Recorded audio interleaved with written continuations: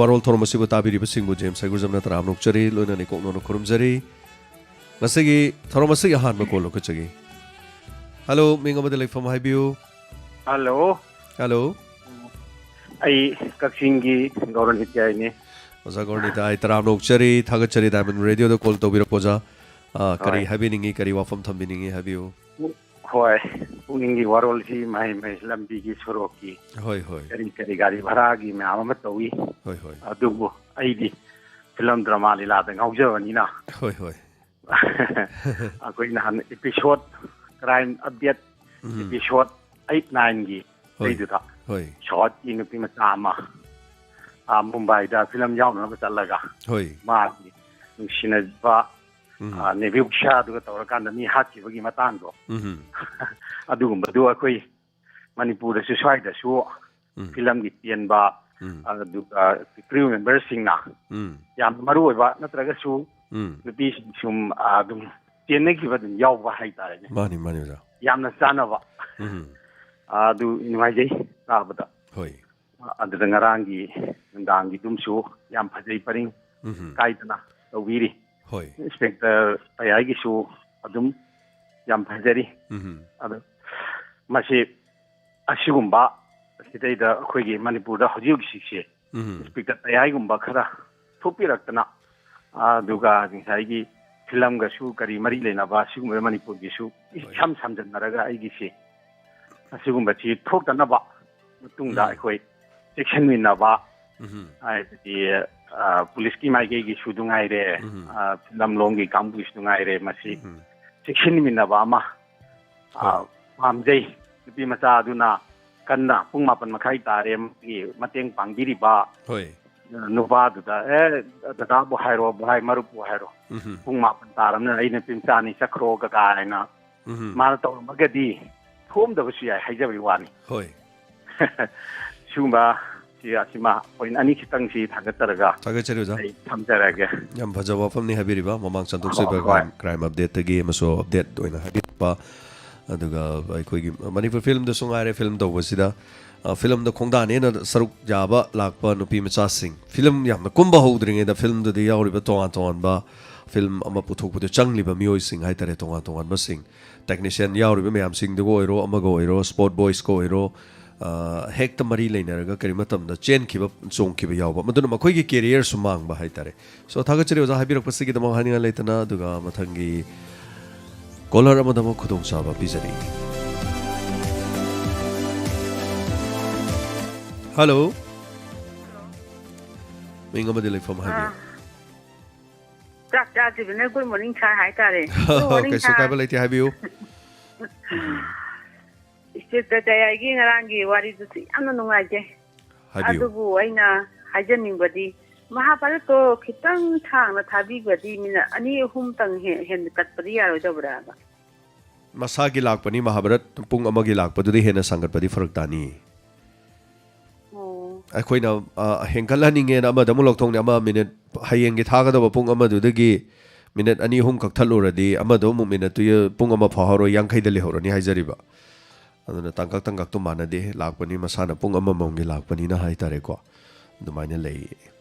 sinalo biro bro tai kare habi nim balai biri ai kari kum ta kha jar ki ge diamond fm da tawri ba khudi mak ta ai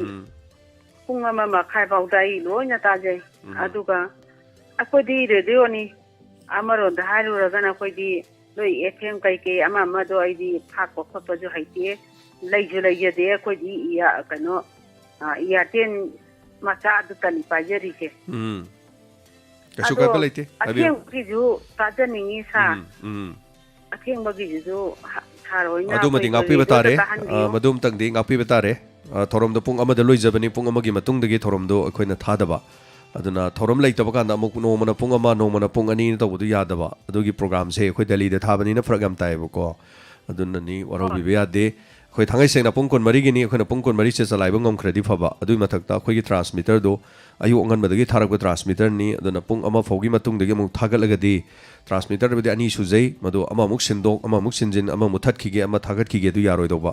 अदुना transmitter दु सागतलगदि चाखिगदोबा चाखरगदि मयामगे तगोल तोबा नंगोइदोबा अदुना वारोबिबे यादे हारिबा थौरम दु ताहौद्रगस करि वाबिरुनु अखोइ नुमिदांगी मतमदा सोइदना इपोम थारिबसे मसे हे लोइबगा अदुम हंजरके episode अदुम तुंगजलगा लेरि हाइतरे मांगबो करिमता लेरोइ अदुना हारिबसे अदुना थौरमदि पुंग अमगी मतुंगदगिदि अखोइना खुदोंग चाजदबगिनि अदुना मदुगिनि थागचरी हाबिरकपसिगिदमक मयामना वारोबिरोइ पुंग अमगी मतुंगदगिदि हारिबदु only अखोइना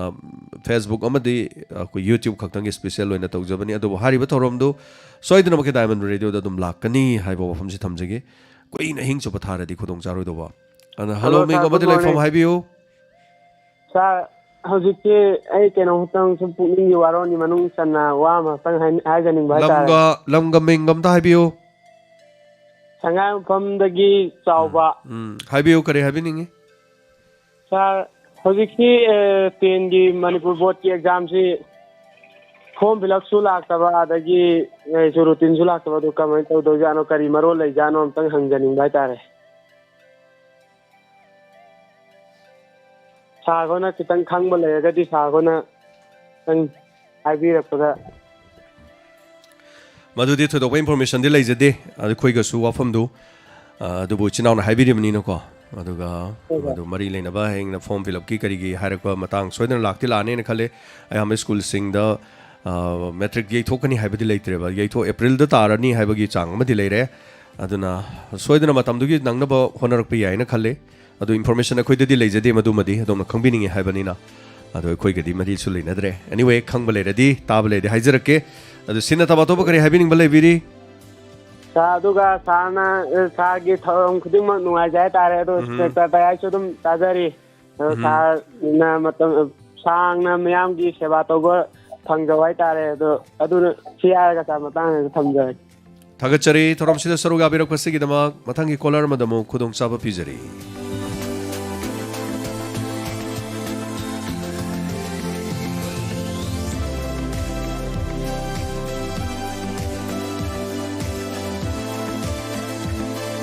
hello मिंगो मदे लाइफम हाइबियो हेलो लमजाउदगी मनिमो हाइबियो करी हाइबिनिंगे टेक तयाजे याम नुआए अदुगा आइना लारि लाइसु हाइतबा पंगबनिना बा होय पुंग तरामा थोय मखाइ हेलगा दं कइनो लांगे हाइबदो आइना हादि जिवजि लोइ संगगा अदम थारा गाइरे होय लाक्तबा याने नोगी यूट्यूब दुगी ओनाने बा मदुदिया होय होय माने माने आई लोरे लोरे होय होय अदु सोइदन अदुम ताबा फंगनी हारिबा थोरमदो अदु सो अदुम पुंग निपान मखाइदा अदुम ताबियु अदुगा सोइदन मके अखोइना मियांगी दमक्ता अदुम थमजरी अदुगा करी चिथबा लेबिरि हाबिनिंगबा हानिंगबदि याम लई थागचरी यम नुगाइजै यम सो हराउबिरे फोन तौबिरकपा डायमंड रेडियो दा अदुम यामना सु नुगाइबा हराउबा फोंदोकपसे मसिदगे न नुगाइबा लेजदि मतम पुनमक्ता नोक्तन लेबियु नुगाइना लेबियु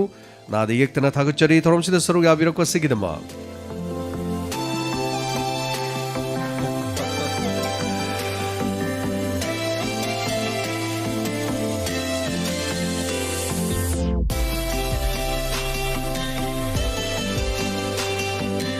हेलो मिंगो मदे लाइफम हाइबियो hello good morning Diamond Radio सना मसा मयान छारी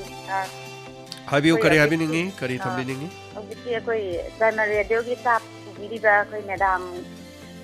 दी फोन ताहौयेना हाइबिबदो यारगदी इरै काइरम दमदे प्रजासिंगना थेंनबिबा यावरगदी अफुलगा पिबियो अदुगी सु कोई अवामनजे मति ताना दम खरा मतें पांजेगे हाइबा बाफुनजे थमजरी था अदुगा इंस्पेक्टर तयार इंस्पेक्टर जे था कोई ngasi की सोसाइटी जे दुकी मतिक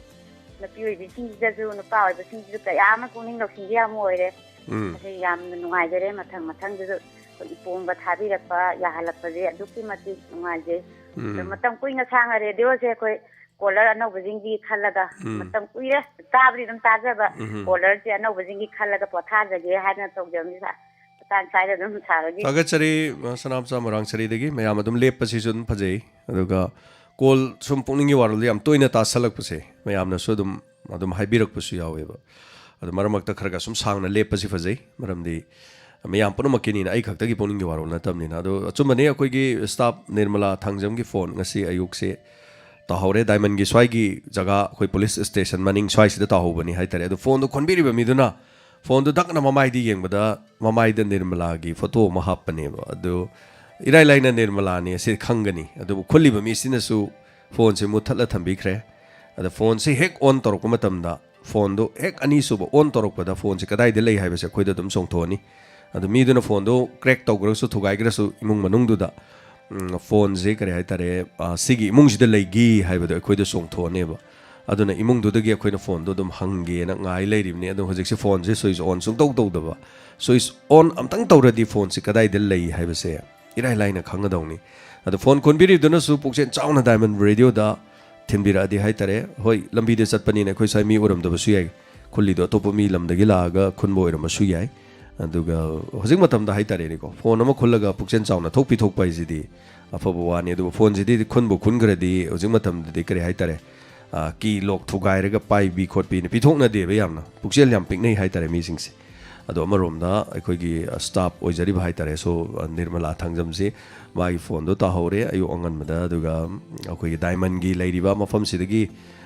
ꯍꯦꯛ ꯑꯣꯄꯣꯖꯤꯠ ꯑꯩꯈꯣꯏ ꯄꯨꯂꯤꯁ ꯂꯩꯔꯤꯕ ꯄꯨꯂꯤꯁ ꯁ꯭ꯇꯦꯁꯟꯁꯤꯒꯤ ꯃꯅꯤꯡꯁꯤꯗꯅꯤ ꯇꯥꯍꯧꯔꯤꯁꯦ ꯁ꯭ꯋꯥꯏꯁꯤꯗꯅꯤ ꯑꯗꯨꯅ ꯄꯨꯛꯆꯦꯜ ꯆꯥꯎꯕꯁꯤꯡꯅ ꯈꯨꯟꯕꯤꯔꯗꯤ ꯌꯥꯝ ꯅꯨꯡꯉꯥꯏꯅꯤ ꯁꯣ ꯁ꯭ꯇꯥꯐ ꯅꯤꯔꯃꯂꯥꯁꯤ ꯉꯁꯥꯏ ꯃꯥꯒꯤ ꯗꯣꯀꯨꯃꯦꯟ ꯑꯗꯒꯤ ꯗꯥꯏꯃꯟꯗ ꯇꯧꯖꯕ ꯈꯣꯠꯄ ꯃꯌꯥꯝ ꯀꯔꯤ ꯀꯔꯤ ꯑꯦꯕ꯭ꯔꯤꯊꯤꯡ ꯐꯣꯇꯣꯅ ꯆꯤꯡꯕꯒ ꯁꯨꯃꯥꯏꯅ ꯈꯔ ꯌꯥꯎꯖꯈꯤꯕ ꯖꯥꯠꯇꯨꯅꯤ ꯀꯩꯁꯨ ꯅꯠꯇꯦ ꯐꯣꯟꯗꯨꯕꯨꯗꯤ ꯑꯃꯔꯣꯝꯗ ꯑꯗꯨꯒ ꯈꯨꯟꯕꯤꯔꯒꯗꯤ ꯄꯨꯛꯆꯦꯜ ꯆꯥꯎꯅ ꯄꯤꯕꯤꯔꯒꯗꯤ ꯌꯥꯝ ꯅꯨꯡꯉꯥꯏꯅꯤ ꯑꯗꯨꯒ ꯗꯥꯏꯃꯟꯒꯤ ꯑꯣꯏꯅꯁꯨ ꯌꯥꯝ ꯅꯨꯡꯉꯥꯏꯕ ꯑꯣꯏꯅꯤ ꯍꯥꯏꯇꯥꯔꯦ ꯈꯨꯟꯕꯤꯔꯤꯕ ꯄꯨꯛꯆꯦꯜ ꯆꯥꯎꯕꯗꯨꯅ ꯊꯤꯟꯕꯤꯔꯛꯇꯅꯒ ꯇꯧꯔꯗꯤ ꯗꯥꯏꯃꯟꯗꯁꯨ ꯃꯃꯤꯡꯒ ꯂꯥꯎꯊꯣꯛꯇꯅ ꯌꯥꯝꯅ ꯄꯨꯛꯆꯦꯜ ꯆꯥꯎꯔꯕꯤꯗꯣ ꯂꯥꯎꯊꯣꯛꯆꯕ ꯌꯥꯏ ꯑꯗꯣ ꯉꯁꯥꯏꯅꯗꯤ ꯐꯣꯟꯁꯤ ꯑꯗꯨꯝ ꯈꯪꯉꯝꯕꯅꯦꯅ ꯈꯜꯂꯦ ꯑꯗꯨꯕꯨ ꯐꯣꯟꯗꯣ ꯑꯣꯟ ꯇꯧꯕꯗꯤ ꯉꯥꯏꯔꯤ ꯑꯗꯣꯝꯅ ꯊꯨꯒꯥꯏꯕꯤꯔꯒꯁꯨ ꯑꯇꯣꯞꯄ ꯁꯤꯝ ꯑꯃ ꯍꯥꯞꯄꯒꯁꯨ ꯀꯔꯤꯝꯇ ꯋꯥꯕꯤꯔꯨꯅꯨ ꯐꯣꯟꯗꯨꯒꯤ IMEI ꯅꯝꯕꯔ ꯈꯪꯉꯤ ꯑꯗꯨꯅ ꯐꯣꯟ ꯇꯥꯍꯧꯕꯗ ꯈꯨꯟꯒꯟꯕꯗ ꯑꯩꯈꯣꯏ ꯑꯣꯏꯔꯤꯕꯅꯤ ꯑꯗꯨꯅ ꯀꯔꯤꯝ ꯀꯥꯟꯅꯔꯣꯏ ꯐꯣꯟꯗꯣ ꯁꯤꯟꯈ꯭ꯔꯁꯨ ꯑꯇꯣꯞꯄ ꯁꯤꯝ ꯍꯥꯞꯄꯁꯨ ꯑꯗꯣꯒꯤ IMEIꯗꯨꯗ ꯑꯇꯣꯞꯄ ꯁꯤꯝꯁꯤ ꯍꯥꯞꯈ꯭ꯔꯦ ꯍꯥꯏꯕꯗꯨ ꯈꯪꯗꯣꯏꯅꯤ ꯑꯗꯨꯅ ꯑꯩꯈꯣꯏꯅ ꯑꯗꯨꯝ ꯏꯔꯥꯏ ꯂꯥꯏꯅ ꯈꯪꯒꯅꯤ ꯑꯗꯨꯅ ꯐꯖꯅ ꯑꯩꯈꯣꯏꯗ ꯊꯤꯟꯕꯤꯔꯛꯑꯒ ꯑꯋꯥꯃꯟ ꯐꯖꯅ ꯂꯧꯕꯤꯌꯨ ꯏꯀꯥꯏ ꯈꯨꯝꯅꯖꯒꯦ ꯍꯥꯏꯇꯥꯔꯦ ꯌꯥꯝ ꯁꯥꯡꯅ ꯍꯥꯏꯖꯔꯦ ꯁꯣ ꯄꯟꯕꯤꯔꯛꯄꯗꯨꯗ ꯁꯅꯥꯝꯆꯥ ꯃꯣꯏꯔꯥꯡ ꯁꯔꯦꯅ ꯍꯜꯂꯣ ꯃꯤꯡ ꯑꯃꯗꯤ ꯂꯩꯐꯝ ꯍꯥꯏꯕꯤꯌꯨ ꯍꯜꯂꯣ ꯍꯜꯂꯣ ꯍꯧꯗꯦꯟꯗꯒꯤ ꯕꯨꯖꯥꯔꯤ ꯏꯆꯥꯟ ꯃꯈꯣꯡꯗꯒꯤꯅꯦ ꯐꯧꯗꯦꯟꯗꯒꯤ ꯍꯥꯏꯕꯤꯌꯨ ꯀꯔꯤ ꯍꯥꯏꯕꯤꯅꯤꯡꯉꯤ ꯄꯨꯛꯅꯤꯡ ꯋꯥꯔꯣꯜ ꯈꯔ ꯐꯣꯡꯗꯣꯛꯅꯤꯡꯕ ꯍꯥꯏꯕꯤꯌꯨ ꯁꯥꯔꯒꯤ ꯀꯌꯥꯏꯗꯣ ꯌꯥꯝ ꯅꯨꯡꯉꯥꯏꯖꯩ ꯑꯗꯨ ꯀꯌꯥꯏꯗꯣ ꯇꯥꯕꯗ ꯑꯩꯁꯦ ꯌꯥꯝ ꯊꯦꯡꯅ ꯂꯥꯛꯃꯟꯗꯅꯅꯦ ꯌꯥꯝ ꯋꯥꯔꯕ ꯇꯦꯌꯥꯏ ꯇꯥꯕꯗ ꯃꯤ ꯅꯥꯔꯦ ꯑꯗꯨ ꯇꯧꯔꯦ ꯑꯩꯈꯣꯏꯁꯨ ꯇꯦꯌꯥꯏ ꯁꯟꯗꯣꯛꯄꯗ ꯑꯩꯈꯣꯏ ꯅꯥꯔꯦ ꯑꯗꯨꯅꯤ ꯇꯧꯔꯤꯁꯦ ꯑꯗꯨꯒ ꯍꯥꯏꯕꯤꯌꯨ ꯂꯥꯏꯅꯥ ꯂꯩꯕ ꯍꯥꯏꯇꯥꯔꯦ ꯁꯤꯒꯤ ꯋꯥꯔꯜꯗꯣ ꯑꯗꯒꯤ ꯑꯩꯒꯤ ꯍꯨꯏ ꯃꯆꯥ 5 ꯈꯛ ꯀꯣꯛꯑꯦꯕꯀꯣ ꯁꯪꯒꯣꯝꯅ ꯌꯣꯛꯄ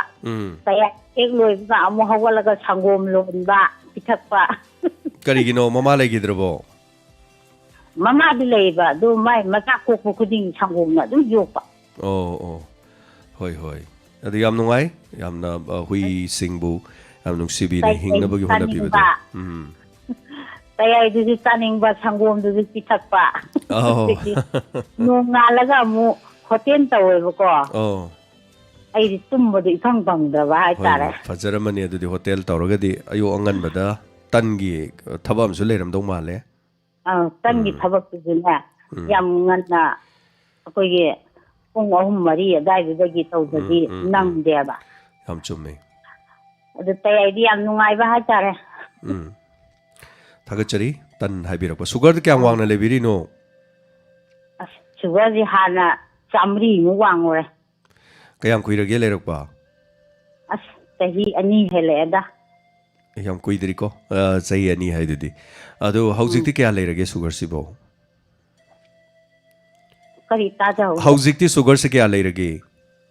ꯍꯧꯖꯤꯛꯇꯤ 150-160 ꯑꯗꯨꯃꯥꯏꯅ ꯂꯩꯔꯦ ꯀꯌꯥꯝ ꯀꯨꯏꯔꯒꯦ ꯑꯣꯟꯕꯤꯕ ꯁꯨꯒꯔ ꯂꯩꯔꯛꯏꯁꯦ ꯅꯠꯇꯦ ꯑꯣꯟꯈꯤꯕ 150 ꯂꯩ ꯍꯥꯏꯕꯗꯨ ꯀꯔꯤ ꯅꯨꯃꯤꯠꯇ ꯑꯣꯟꯈꯤꯕꯅꯣ ꯑꯗꯨꯗꯤ ꯊꯥ ꯈꯨꯗꯤꯡꯒꯤ ꯑꯗꯨꯝ ꯆꯦꯛ ꯇꯧꯋꯦꯕꯀꯣ ꯍꯟꯗꯛꯀꯤ ꯀꯌꯥꯝ ꯀꯨꯏꯔꯒꯦꯕ ꯀꯨꯏꯗ꯭ꯔꯤ ꯑꯁꯤ ꯍꯞꯇꯥ 2-3ꯒꯤ ꯃꯃꯥꯡꯗ ꯌꯦꯡꯕꯗꯁꯨ ꯑꯗꯨꯃꯥꯏꯅ ꯑꯗꯨꯝ ꯂꯩꯌꯦꯅ ꯍꯥꯏ ꯍꯦꯟꯒꯠꯇ꯭ꯔꯦ ꯊꯥꯒꯠꯆꯔꯤ ꯑꯗꯣ ꯁꯨꯃꯥꯏꯅ ꯇꯧꯕꯅꯤ ꯁꯨꯒꯔꯁꯦ adom na sugar si test to bumatam da sugar test tawre ngasi chama kun leiramen ai cham kun da dum leire na khan badi la leba sugar sing ngasi cham kun leibase ngai hak leiraga sugar se muk thin laga pen thilaga yeng bama tam da ai gi sugar se chama kun do cham yang khai su leine ba ko chen chen ne ba aduna as ai cham kun leire ai sugar faram ne na khan badi la leba aduna sugar se mayek ki di hai tare numit humni khuding yum da test taw no ba leira di humni khuding check kama taw thok piu aduga masidi control tawragadi yamna fai hai tare aduga control tawdragadi masi awabani aduna control tawbiu na aina hai tare aina yam panjari se aigi masi diabetic oiraga hai tare aina class 12 karak pa doide imana as aisi sugar leiramme na hai kya leiramme ma matam du da hangda sugar changwa mung leiramme na hai as adu khangde ba khoidi matam du da yamna khangjalu de nei naru de hai tare so imana khudong thibat la kandani khoina kona nei na reise aduna masidi checksin na dum leiba do ai guli chari hidak chari hara control tau dadi kana deba duna adona su panbirak paduda aina kitang khangbaduni aina haijari se ai doctor manate but adu bai yam phajana khangi sigi matang da haitare aduna yam nongai jai aduga tum da bagi tai ta da barga haibirak pa dugi su ko yamna nuksi ba fawi thaga chari ayuk tan hawi haibado aduga mathangi collar ma da khudong chaba pizage aduga tan hawgi wari se hai tare so ai ju pakhang wori nge tan hore ayuk pung ani makhai hom da hugalaga ima ga iga baba ga hai tare tan ta aga hotel da phame eba hingna bagi hona bada hai tare so ayuk ingam thag ingra baje phamung manung da phajub lum na sup tause ai je tan ta aga aina tan hodoi ni khoi bana tan yen doi ni khoi mana dagi pesa lok thok lok sin to ba khoi ahum hai tare smaina hominare adana tan ayuk ta ta e hai badu yam nusi so 1997 dagina smaina lakpasina 2000 cycle sahi ani ahum mari de smaina dum tawre hai tare kharab long time aina kharam tok torok pa hai tare so punsigi tangkak ni aduna thagachari ima amana panbiram adu hello ming amade leifom haibiu sai yang lang ko sai de taram loksari sar haibiu kare habiningi ai je hanak si ya na ga no ai yenti sama da su min mangani gi mi do sama pen killer da intirati adagi he ps adagi mugi mo was kan kana da isam si sa diabetes am sum bp patient ne ko adu ai mamang hafta da check to ai sugar se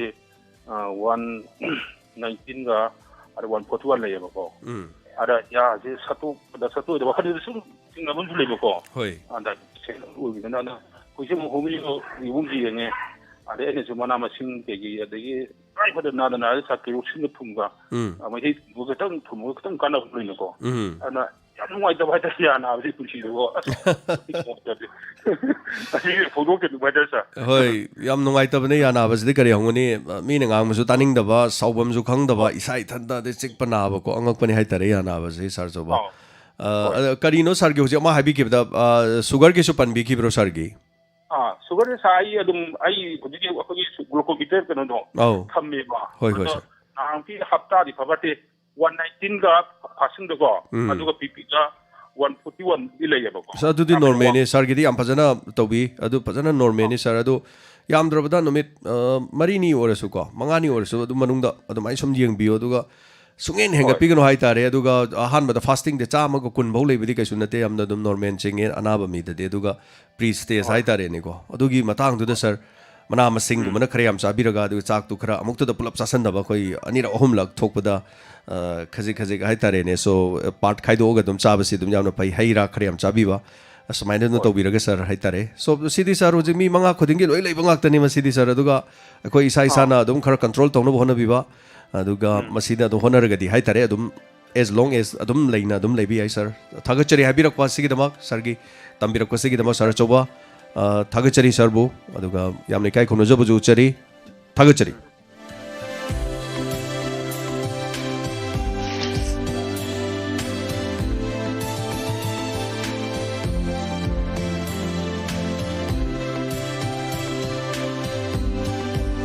hello minga madalai from haibiu hello What the jury by the Tantam or like I did the Tantam. Haibiu kari habiningi Stickers I hear have the Amwager. I do. Ah, because we give me the hand. hoi Yaragati, some control but have Yarodramasu. But some control and ꯄꯦꯜꯍꯧꯗꯕ ꯍꯥꯏꯇꯥꯔꯦ ꯁꯥꯔ ꯁꯥꯡꯅꯕꯁꯨ ꯍꯣꯠꯅꯕꯁꯤꯗ ꯍꯥꯏꯇꯥꯔꯦ ꯁꯣ ꯃꯌꯥꯝꯅꯕꯨꯗꯤ ꯈꯪꯗꯕꯗ minute 90 ꯁꯦꯝꯕꯁꯦ ꯌꯥꯝ ꯋꯥꯏ ꯍꯥꯏꯇꯥꯔꯦꯀꯣ ꯃꯇꯝꯁꯦ ꯍꯦꯛꯇ ꯅꯪꯗꯦ ꯉꯇꯥ ꯑꯗꯨꯒ pickup ꯊꯣꯛꯂꯀꯥꯟꯗ ꯆꯥꯏ ꯑꯗꯨꯅ ꯇꯥꯕꯁꯤꯗ ꯃꯤ ꯍꯧꯗꯕ ꯍꯥꯏꯇꯥꯔꯦ ꯌꯥꯝ ꯆꯨꯝꯃꯤ ꯍꯣꯏ ꯍꯥꯏꯕꯤꯔꯛꯄ ꯁꯥꯔ ꯊꯣꯏꯕ ꯍꯥꯏꯕꯤꯔꯛꯄꯁꯦ ꯑꯗꯨꯒ ꯑꯩꯈꯣꯏꯅ ꯑꯃꯨꯛ ꯋꯥꯖꯕꯁꯨ ꯂꯩ ꯁꯨꯝ ꯇꯥꯔꯛꯄꯁꯤꯒꯤ ꯃꯌꯥꯝꯅ ꯋꯥꯔꯤꯁꯤ ꯏꯄꯤꯁꯣꯗꯁꯤ ꯁꯨꯝ ꯇꯥꯔꯛꯄꯁꯤꯗ ꯃꯥꯟꯅꯕꯗꯤ ꯑꯃꯠꯇ ꯏꯄꯤꯁꯣꯗ ꯑꯃꯒ ꯑꯃꯠꯇꯒ ꯃꯥꯟꯅꯍꯟꯗꯦ ꯑꯩꯈꯣꯏ ꯃꯤꯑꯣꯏꯕꯁꯦ ꯃꯥꯟꯅꯕꯗ ꯍꯟꯖꯟꯕꯁꯦ ꯑꯩꯈꯣꯏ ꯃꯤꯑꯣꯏꯕꯁꯦ ꯌꯥꯝ ꯍꯩꯅꯒꯟꯗꯦꯕ ꯑꯗꯨꯅ ꯍꯟꯖꯟꯕꯗ ꯍꯩꯅꯕꯁꯤ ꯀꯔꯤꯅꯣ ꯍꯥꯏꯗꯤ ꯄꯩꯁꯥ ꯐꯪꯕ ꯁꯤꯗꯤ ꯌꯥꯝ ꯍꯩꯅꯩꯌꯦꯕ ꯑꯩꯈꯣꯏ ꯇꯥꯏꯕꯪ ꯃꯤꯑꯣꯏꯕꯁꯦ ꯑꯉꯛꯄꯅꯦ ꯍꯟꯖꯟꯕꯁꯦ ꯌꯥꯝ ꯍꯩꯅꯗꯦꯕ ꯑꯗꯨꯒ ꯍꯟꯖꯟꯕꯗ ꯍꯩꯅꯕꯁꯤ ꯀꯩꯅꯣ ꯍꯥꯏꯗꯤ ꯄꯩꯁꯥ ꯐꯪꯕ ꯃꯁꯤꯃꯨꯛꯇꯤ ꯉꯁꯤꯁꯨ ꯂꯨꯄꯥ ꯂꯥꯛ ꯑꯃ ꯐꯪꯕ ꯍꯌꯦꯡꯁꯨ ꯂꯥꯛ ꯑꯃ ꯐꯪꯕ ꯍꯪꯆꯤꯠꯁꯨ ꯂꯥꯛ ꯑꯃ ꯐꯪꯕ ꯁꯨꯝ ꯍꯟꯖꯟꯕꯁꯦ ꯑꯩꯈꯣꯏ ꯍꯩꯅꯗꯕ ꯁꯨꯡꯂꯩ ꯂꯩꯔꯣꯏꯕ ꯑꯗꯨꯒ ꯀꯔꯤ ꯍꯥꯏꯇꯥꯔꯦ ꯁꯨꯝ ꯁꯦꯠꯈꯤꯕ ꯗ꯭ꯔꯦꯁ ꯁꯦꯠꯄ ꯍꯩꯅꯗꯦꯗꯣ ꯑꯗꯩ ꯒꯥꯔꯤ ꯁꯨꯝ ꯇꯣꯡꯈꯤꯕ ꯍꯩꯅꯔꯛꯇꯦꯗꯣ ꯐꯣꯟ ꯄꯥꯏꯔꯤꯁꯦ ꯁꯨꯝ ꯀꯨꯏꯁꯜꯂꯗꯤ ꯃꯟꯖꯜꯂꯗꯤ ꯍꯩꯅꯔꯛꯇꯦꯗो ꯑꯁꯨꯝ ꯑꯩꯈꯣꯏꯁꯦ ꯁꯨꯃꯥꯏꯅ ꯇꯧꯕ ꯃꯣꯅꯣꯇꯣꯅꯁ ꯑꯣꯏꯕ ꯄꯣꯠꯁꯦ ꯍꯩꯅꯒꯟꯗꯦꯕ ꯑꯗꯨꯅ ꯇꯌꯥꯏꯁꯤ ꯅꯨꯡꯇꯤꯒꯤ ꯁꯨꯝ ꯂꯩꯕꯁꯤꯗ ꯇꯌꯥꯏꯁꯤ ꯍꯩꯅꯔꯛꯑꯣꯏꯗ꯭ꯔꯥ ꯍꯥꯏꯕꯒꯤ ꯑꯋꯥꯕ ꯑꯀꯤꯕꯁꯨ ꯂꯩꯖꯩ ꯑꯗꯨꯒ ꯍꯧꯖꯤꯛ ꯐꯥꯎꯕꯒꯤꯗꯤ ꯑꯩꯈꯣꯏꯅ ꯏꯄꯤꯁꯣꯗꯁꯦ ꯑꯃꯒ ꯃꯁꯤ ꯃꯥꯟꯅꯍꯟꯗꯦ ꯍꯥꯏꯇꯥꯔꯦ ꯁꯣ ꯊꯥꯒꯠꯆꯔꯤ ꯑꯣꯖꯥ ꯊꯣꯏꯕ ꯍꯥꯏꯕꯤꯔꯛꯄ ꯑꯗꯨꯒ ꯌꯥꯝꯅ ꯁꯥꯡꯅ ꯇꯥꯕꯤꯅꯤꯡꯕꯒꯤꯅꯤ ꯑꯗꯨ ꯃꯌꯥꯝꯗꯤ ꯇꯨꯝꯃꯨꯔꯒ ꯇꯥꯔꯤꯕꯅꯤ ꯑꯩꯈꯣꯏꯗꯤ ꯁꯨꯡꯇꯨꯝ ꯇꯨꯝꯗꯅ ꯍꯥꯏꯇꯥꯔꯦꯀꯣ ꯑꯗꯨꯝ ꯁꯟꯗꯣꯛꯆꯔꯤꯕꯅꯤ ꯊꯧꯔꯝ ꯂꯣꯏꯔꯒ ꯃꯤꯠꯁꯦ ꯑꯃꯨꯛ ꯇꯨꯝꯃꯨ ꯌꯥꯗꯗꯅ ꯊꯣꯛꯅ ꯋꯥꯅ ꯈꯥꯡꯈ꯭ꯔ ꯄꯣꯠꯅꯤꯅ ꯑꯗꯨꯅ ꯊꯥꯒꯠꯆꯔꯤ ꯍꯥꯏꯕꯤꯔꯛꯄꯁꯤꯒꯤꯗꯃꯛ ꯑꯗꯨꯒ ꯍꯜꯂꯣ ꯃꯤꯡ ꯑꯃꯗꯤ ꯂꯩꯐꯝ ꯍꯥꯏꯕꯤꯌꯨ ꯍꯜꯂꯣ ꯑꯩ ꯃꯦꯀꯣꯂꯥꯂꯦꯟꯗꯝꯗꯒꯤ ꯍꯥꯏꯕꯤꯌꯨ ꯀꯔꯤ ꯇꯥꯇꯣꯟ ꯀꯧ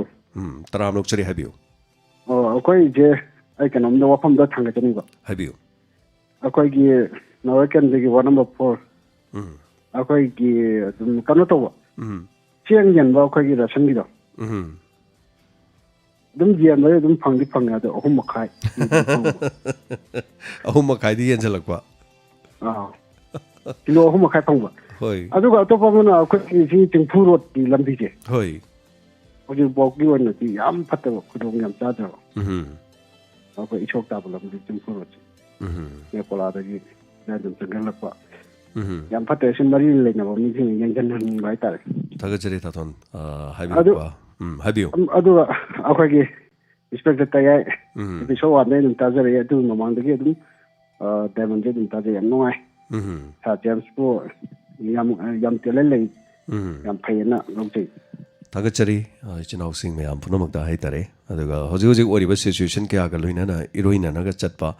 ꯑꯗꯨꯒꯨꯝꯕ ꯇꯥꯡꯀꯛ ꯑꯃꯅꯤ ꯍꯥꯏꯇꯥꯔꯦ ꯑꯗꯨꯒ ꯃꯌꯥꯝꯒꯤꯁꯨ ꯅꯨꯡꯉꯥꯏꯅꯅꯕ ꯍꯣꯠꯅꯖꯕ ꯑꯗꯨꯒ ꯋꯥꯔꯤ ꯄꯔꯤꯡꯁꯤꯗ ꯑꯆꯨꯝꯕ ꯑꯃꯗꯤ ꯑꯁꯦꯡꯕ ꯈꯔ ꯄꯟꯅꯕ ꯑꯃꯗꯤ ꯍꯥꯏꯅꯕ ꯑꯃꯗꯤ ꯎꯠꯊꯣꯛꯅꯕ ꯃꯤꯌꯥꯝꯗ ꯇꯥꯕꯤꯅꯕ ꯈꯪꯍꯟꯅꯕ ꯍꯥꯏꯇꯥꯔꯦ ꯃꯗꯨꯒꯨꯝꯕ ꯇꯥꯟꯖꯥ ꯑꯃꯁꯨ ꯂꯧꯖꯕ ꯁꯤरिꯌꯦꯜ ꯑꯃꯅꯤ ꯇꯥꯡꯀꯛ ꯇꯥꯡꯀꯛꯀꯤ ꯃꯇꯨꯡ ꯏꯟꯅ ꯑꯗꯨꯝ ꯁꯟꯗꯣꯛꯆꯔꯛꯀꯦ ꯊꯥꯒꯠꯆꯔꯤ ꯑꯗꯨꯒ ꯍꯥꯏꯕꯤꯔꯤꯕꯁꯤꯡ ꯑꯗꯨꯒ ꯆꯦꯡ ꯀꯤꯂꯣ 3.5 ꯌꯦꯜꯂꯦ ꯍꯥꯏꯕꯗꯨ ꯑꯩꯈꯣꯏꯒꯤ ꯃꯦꯀꯣꯂꯥꯒꯤ ꯁꯥꯏꯠꯀꯤꯁꯨ ꯊꯣꯛꯂꯛꯑꯦ ꯇꯧꯔꯤꯁꯤꯕꯨꯀꯣ ꯑꯗꯣ ꯃꯁꯤꯅꯤ ꯑꯩꯈꯣꯏ ꯂꯝꯗꯝꯁꯤꯗ ꯇꯧꯔꯤꯁꯤ ꯑꯗꯨꯒ ꯃꯔꯤ ꯂꯩꯅꯕꯁꯤꯡꯅ ꯅꯤꯌꯣꯝ ꯆꯨꯝꯅꯃꯨꯛꯇꯗꯤ ꯇꯧꯕꯤꯕ ꯑꯣꯏꯁꯅꯨ ꯍꯥꯏꯔꯤꯕ ꯂꯝꯕꯤ ꯄꯟꯕꯤꯔꯤꯕꯗꯨꯒ ꯃꯗꯨꯁꯨ ꯍꯧꯖꯤꯛꯇꯤ ꯂꯝꯕꯤ ꯁꯦꯝꯕ ꯍꯧꯅꯔꯦ ꯑꯗꯨꯅ ꯃꯁꯤꯗ ꯃꯤꯠꯌꯦꯡ ꯆꯪꯕꯤꯕ ꯑꯣꯏꯁꯅꯨ ꯍꯥꯏꯅ ꯄꯨꯛꯅꯤꯡ ꯆꯤꯟꯁꯤꯟꯖꯒꯦ ꯊꯥꯒꯠꯆꯔꯤ ꯊꯧꯔꯝꯁꯤꯗ ꯁꯔꯨꯛ ꯌꯥꯕꯤꯕꯁꯤꯒꯤꯗꯃꯛ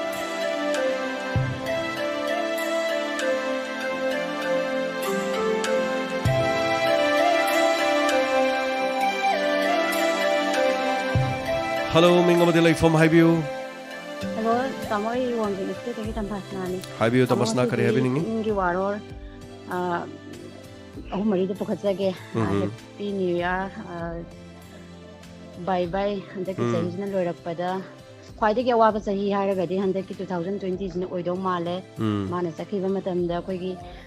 corona virus ju pulap pugiba orsanu aduga mathang akoigi hojin Nirmala Thangjamgi tahawi hariba phondo ꯑꯩꯈꯣꯏꯒꯤ ꯏꯕꯦꯝꯃꯕꯨ ꯑꯣꯏꯔꯣ ꯏꯕꯨꯡꯉꯣꯕꯨ ꯑꯣꯏꯔꯣ ꯑꯝꯇꯪ ꯈꯨꯜꯂꯦ ꯍꯥꯏꯗꯅ ꯄꯤꯕꯤꯔꯒꯗꯤ ꯈ꯭ꯋꯥꯏꯗꯒꯤ ꯄꯨꯛꯆꯦꯜ ꯆꯥꯎꯕ ꯃꯤꯑꯣꯏꯅꯤ ꯍꯥꯏꯅ ꯂꯧꯖꯒꯦ ꯑꯗꯨꯒ ꯇꯥꯃꯣ ꯏꯟꯁꯄꯦꯛꯇꯔ ꯇꯌꯥꯏꯅ ꯑꯩꯈꯣꯏꯒꯤ ꯃꯤꯑꯣꯏꯕꯗ ꯃꯦꯁꯦꯖ ꯌꯥꯝꯅ ꯄꯤ ꯑꯗꯨꯒ ꯀꯤꯕꯁꯨ ꯐꯥꯎꯋꯦ ꯇꯥꯃꯣꯅ ꯇꯧꯖꯔꯤꯕ ꯑꯁꯦꯡꯕꯗ ꯀꯅꯥꯒꯨꯝꯕꯅ ꯈꯨꯠ ꯊꯤꯡꯖꯤꯜꯂꯛꯑꯒ ꯑꯩꯈꯣꯏꯒꯤ ꯆꯝꯖꯔꯤꯕ ꯃꯤꯌꯥꯝꯗ ꯑꯩꯈꯣꯏꯒꯤ ꯇꯦꯟꯁꯟ ꯍꯥꯏꯕꯗꯤ ꯅꯨꯡꯉꯥꯏꯇꯕ ꯊꯣꯛꯂꯛꯀꯗ꯭ꯔꯥ ꯍꯥꯏꯕꯒꯤ ꯅꯨꯡꯅꯥꯡꯅꯕ ꯑꯃꯁꯨ ꯐꯥꯎꯖꯕ ꯅꯆꯟꯅ ꯑꯗꯨꯒ ꯑꯩꯈꯣꯏꯒꯤ ꯉꯔꯥꯡꯒꯤ ꯏꯟꯁꯄꯦꯛꯇꯔ ꯇꯌꯥꯏꯒꯤ ꯄꯨꯂꯤꯁꯇ ꯈꯨꯠ ꯊꯥꯔꯛꯈꯤꯕ ꯃꯤꯑꯣꯏ ꯐꯥꯈꯤꯕꯗꯨꯃꯗꯤ ꯑꯗꯨꯛꯀꯤ ꯃꯇꯤꯛ ꯇꯥꯃꯣ ꯌꯥꯝꯅ ꯄꯦꯟꯖꯩ ꯅꯨꯡꯉꯥꯏ ꯑꯗꯨꯒ ꯀꯔꯤ ꯍꯥꯏꯒꯗꯕꯅꯣ ꯈꯪꯗꯦ ꯇꯥꯃꯣ ꯑꯗꯨꯛꯀꯤ ꯃꯇꯤꯛ ꯑꯩꯈꯣꯏꯒꯤ ꯊꯃꯣꯏꯁꯤꯅ ꯃꯤꯑꯣꯏꯕꯒꯤ ꯂꯩꯔꯤꯕ ꯑꯩꯈꯣꯏꯒꯤ ꯏꯆꯝ ꯆꯝꯕ ꯃꯤꯑꯣꯏꯁꯤꯡꯁꯤꯒꯤ ꯑꯣꯏꯔꯒꯗꯤ ꯑꯁꯦꯡꯕ ꯗꯥꯏꯃꯟꯅꯤ ꯗꯥꯏꯃꯟ ꯈꯣꯡꯖꯣꯝꯅ ꯑꯗꯨꯒ ꯇꯥꯃꯣꯒꯤ ꯄꯥꯡꯊꯣꯛꯏꯕ ꯊꯧꯔꯝꯁꯤꯡꯁꯤꯒꯤ ꯃꯇꯨꯡ ꯏꯜꯂꯒ ꯅꯆꯟꯅ ꯏꯆꯥꯁꯤꯡꯗꯕꯨ ꯑꯣꯏꯔꯣ ꯏꯃꯨꯡ ꯃꯅꯨꯡꯒꯤ मागी मेटल लेरिबसिंगसिदा पांथोकजगे हाइदना खलक मतन तामो होबना दम ओय अदुना तामो दि लाइपोकनी हाइबसि मथमजगे तामो थागचरी तंबासना मयामना बदी सम पता थागले दे जु ताबजे पुंगम दे हाय तारे अदुबो कैसु नते आई वादि को चामाने कोई कइमते हेन मकना कना दे सु हेन मलैते अदुबो अइखैना हाइजनिंग वाफम अमदी असेंग बमदे चुंब वाफम अम हाइब मतमदा दोमदोंगी थमोइना चुमिना मसिदी याइना हाइदना लौबा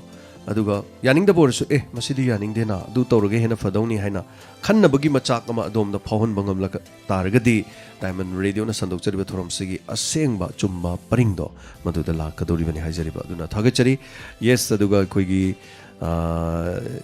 इचन निर्मला मयामगी अखोइगी स्टाफ साहितारे सिदा लेजरिबा मयामगी थबल तौजरिबा मसागी डेडिकेशन अमग लोइना होनजरिबा सिदा माई फोन अमा ताहोबसि यस फोन दोबदि कैसु नते अदुम अमरोमदा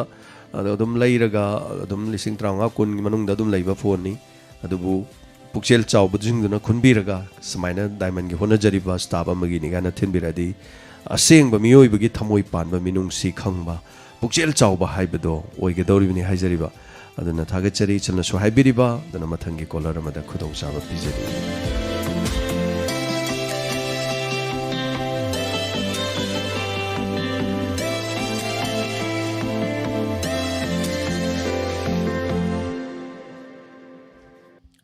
हेलो मिंग अमदे लाइफम हाइबियो हेलो हेलो साराई सवाल कियाम देखने मता हाइबियो करे हाबिनिंगी ꯑꯩꯈꯣꯏꯒꯤ ꯃꯦꯗꯥꯝ ꯀꯩꯅꯣ ꯅꯤꯔꯃꯂꯥꯒꯤ ꯐꯣꯟ ꯇꯧꯍꯧꯔꯕꯗ ꯌꯥꯝ ꯅꯨꯡꯉꯥꯏꯖꯗꯦ ꯑꯗꯣ ꯏꯆꯦꯜ ꯆꯥꯎꯕ ꯆꯥꯎꯕꯤ ꯀꯅꯥꯒꯨꯝꯕꯅ ꯄꯤꯕꯤꯔꯒꯗꯤ ꯌꯥꯝ ꯅꯨꯡꯉꯥꯏꯖꯅꯦꯅ ꯈꯟꯖꯔꯦ ꯁꯥꯔ थागचरी हाबिरपा होय हाबियो मखातान हाबियो करे हाबिनिंगी ꯑꯗꯣ ꯁꯥꯔ ꯑꯩ ꯀꯩꯅꯣꯝꯇ ꯊꯝꯖꯒꯦ ꯇꯧꯕꯅꯦ हाबियो हाबियो ꯀꯩꯅꯣꯗꯒꯤ ꯇꯥꯡꯖꯦꯡꯁꯨ ꯑꯩꯈꯣꯏꯒꯤ ꯅꯤꯄꯥꯟ ꯂꯝꯕꯤ ꯍꯥꯟꯅ ꯑꯩꯈꯣꯏ ꯀꯩꯅꯣꯒꯤ ꯇꯨꯔꯦꯜ ꯃꯄꯥꯟꯁꯤꯗ ꯂꯝꯂꯦꯕꯀꯣ ꯍꯧꯖꯤꯛꯇꯤ ꯆꯠꯄꯨꯗꯤ ꯆꯠꯄꯗꯤ ꯂꯝꯕꯤ ꯃꯈꯣꯏꯒꯤ ꯁꯣꯟ ꯑꯦꯛꯁꯥꯏ ꯒꯣꯗꯥꯎꯟꯂꯣꯝꯒꯤ ꯂꯝꯕꯤꯁꯤꯅ ꯑꯩꯈꯣꯏ ꯂꯧꯕꯨꯛ ꯃꯌꯥꯏ ꯂꯝꯕꯤ ꯁꯦꯝꯃꯦꯕꯀꯣ ꯁꯥꯔ ꯑꯗꯣ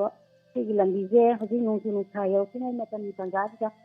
ꯁꯤ ꯀꯩꯅꯣ ꯇꯧꯔꯒ ꯁꯦꯝꯕꯤꯔꯒꯗꯤ ꯌꯥꯝꯅ ꯅꯨꯡꯁꯤꯅꯦꯅ ꯇꯧꯏ ꯁꯥꯔ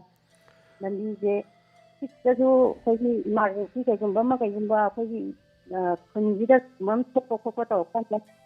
ꯊꯣꯛꯄ ꯑꯗꯒꯤ ꯇꯨꯔꯦꯜꯁꯤꯒꯤ ꯏꯁꯤꯡ ꯅꯣꯡꯖꯨ ꯅꯨꯡꯁꯥ ꯃꯇꯝꯗ ꯀꯩꯅꯣ ꯇꯧꯕꯒꯤ ꯂꯝꯕꯤꯁꯤꯒꯤ ꯎꯄꯥꯏꯗꯤ ꯑꯩꯈꯣꯏ ꯁꯤꯒꯤ ꯍꯧꯖꯤꯛ ꯂꯧꯕꯨꯛꯇ ꯃꯆꯤꯟꯕ ꯂꯝꯕꯤꯁꯤꯅ ꯑꯣꯏꯗꯣꯔꯤ ꯁꯥꯔ ꯁꯤꯁꯦ ꯑꯗꯣ ꯁꯤ ꯂꯝꯕꯤꯁꯤ ꯑꯃꯨꯛꯇꯪ ꯁꯤꯟꯕꯤꯔꯒꯗꯤ ꯅꯣꯡꯖꯨ ꯅꯨꯡꯁꯥ ꯌꯧꯗ꯭ꯔꯤꯀꯥꯟꯗ ꯁꯤꯟꯕꯤꯔꯒꯗꯤ ꯅꯨꯡꯉꯥꯏꯕꯤꯅ ꯍꯥꯏꯖꯒꯦ ꯇꯧꯕꯅꯤ ꯁꯥꯔ थागचरी हाबिरपको लंबी की मतंगसे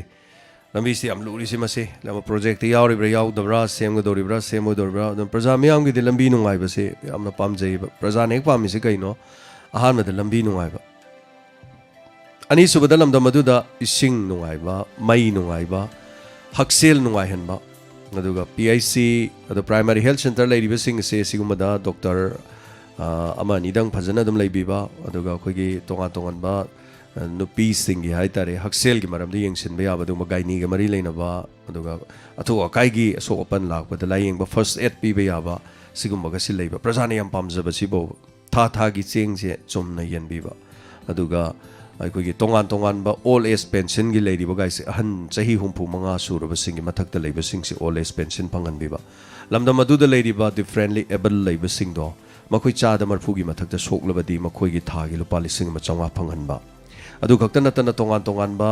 लेबिरिबा अखोई लमदम सिगे सोनना तारबा सिंग हेन वारबा इमुंग सिंगदा हाउसिंग फॉर ऑल गी युम भंगनबा सिगुम सिनी प्रजाने हेन पामिस अदु नतना अखोई युम सिंगदा पैसा थबक तौजगे पुलिस संजगे सिपाही संगे न ngamba इमुंग केंद्र अमदा लेबिदा मी चामा मंगाई चनी मंगाई कैनो लाख 33 33 33 33 पी ngambado अतै दि कैसु पी ngambदौ नते हाइजो हाइजरा रोइदोन कैनो ngमोइदौनी ना निंगरोइदौ अदुना प्रजा सिंग निंगबसे थुंगनना भोनबदा तौदांग लोबिरिबा सिंग मयाम पोनमंगना सिगुमसे बुथुंगनबिरदि प्रजागिदि करी हाइरोन सो तेचिनजगे अदुगा रॉबिन्सन युमनाम थागचरी Phanjoubam Pradeep Kumar editor Imphal Arts and Review की पुनिंग वारोल दना ताकपिरे मदुगी खुदोंग चाबदी अखोइदे हुजिकिदि लेजद्री अदुबो रॉबिन्सन हेक लेबगा हाइतारे मसे अखोइ होनजगे अदोमना हाइबिरकपा ममल यामलबो फमसगी दमा थागचरी अदुगा हेलो मिंग अमदि लाइफम हाइबियो सर जेम्स स्टाफ सिंह थागचरी आइगी मिंग एल नदिया सिंह लंडिंग पुनिंगी वालों का तम तक ऐसा अंदर की सही जी ना लर्न दायदा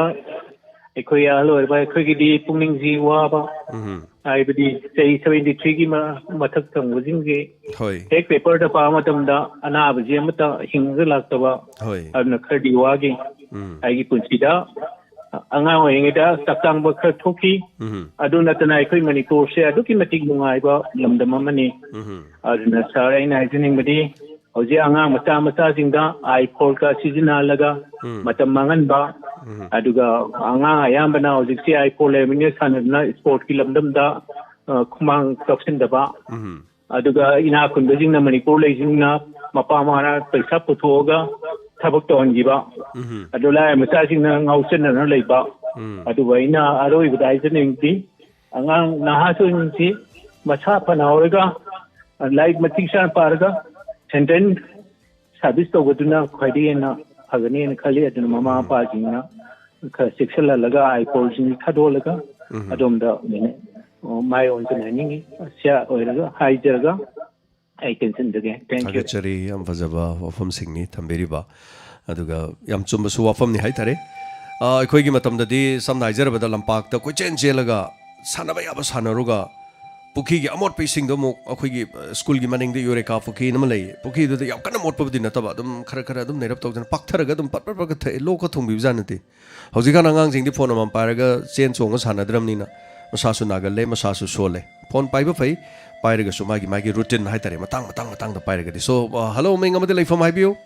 ꯁꯥꯔ ꯑꯩ ꯃꯣꯏꯅ ꯊꯥꯡꯖꯝꯅ ꯋꯥꯐꯝꯗ ꯊꯝꯖꯒꯦ ꯃꯅꯤꯄꯨꯔꯒꯤ ꯍꯧꯖꯤꯛ ꯂꯩꯔꯤꯕ COVID-19ꯒꯤ ꯃꯇꯥꯡꯁꯤꯗ ꯍꯥꯏꯕꯤꯌꯨ COVID-19ꯁꯤ ꯀꯔꯤꯒꯨꯝꯕ ꯗꯣꯛꯇꯔꯁꯤꯡꯅ ꯄꯤꯕ ꯔꯤꯖꯟꯁꯤꯡꯁꯤꯗ ꯇꯁꯦꯡꯅ ꯉꯁꯤ ꯄꯣꯖꯤꯇꯤꯚ ꯑꯣꯏꯗ꯭ꯔꯦ ꯅꯦꯒꯦꯇꯤꯚꯅꯤ ꯍꯥꯏꯔꯒ ꯈꯔ ꯂꯩꯔꯒ ꯄꯣꯖꯤꯇꯤꯚ ꯈꯥꯅꯕꯣꯛꯇꯁꯨ ꯋꯥꯐꯝ ꯑꯃ ꯁꯥꯔꯒꯤ ꯗꯥꯏꯃꯟꯗ ꯐꯪꯖꯈ꯭ꯔꯦ तसेंना हारगदी डायमंड हायरगदवा फंगलोई वाफम सिंग ताजर मतुंग आई सम खंजबदा कोई डॉक्टर सिंग तायोना वाफम सिंग मयाम पुथोराबनिना तसेंना टेस्ट तोब चलुबदा कानदरे नमसा मसाना लेउंग दु चाना बहिदा pharmacy दगी दुगुम Charag लेनबदगी covid test तोबि अयाम लाखिदबनिना covid J हंदरे हाइना लौबिब्रा